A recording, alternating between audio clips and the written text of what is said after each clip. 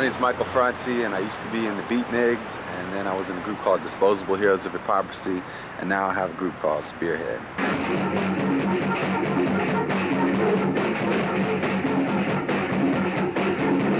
Well, the Beatniks, none of us knew anything about music, and we weren't trying to make music. We were just trying to say what we had to say. And,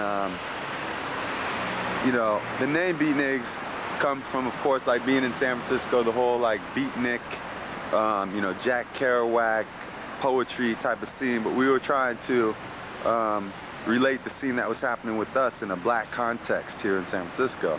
And we used the name Nig as opposed to the word nigger, in the same way that Malcolm X used the X at the end of his name, which is to say that, you know, to the majority of white people in America, you know, we're still considered to be niggers, second-class citizens. And we didn't want to forget that in the same way that Malcolm X didn't want to forget that he was using a slave name. And so that's why we use the word nig in replacement of nigger.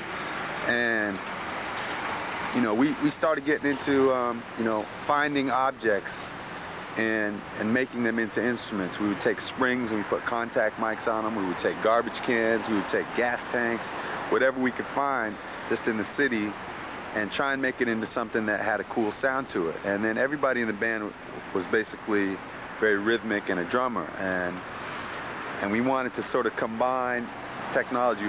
We wanted to combine television and high technology with real low-tech stuff and sort of factory technology. And that's how we got into using video in our performance and using metal grinders to create sparks. Because at the time when things were happening, music to us was really boring. And we were trying to do everything we could to destroy the myths that were happening about music at the time.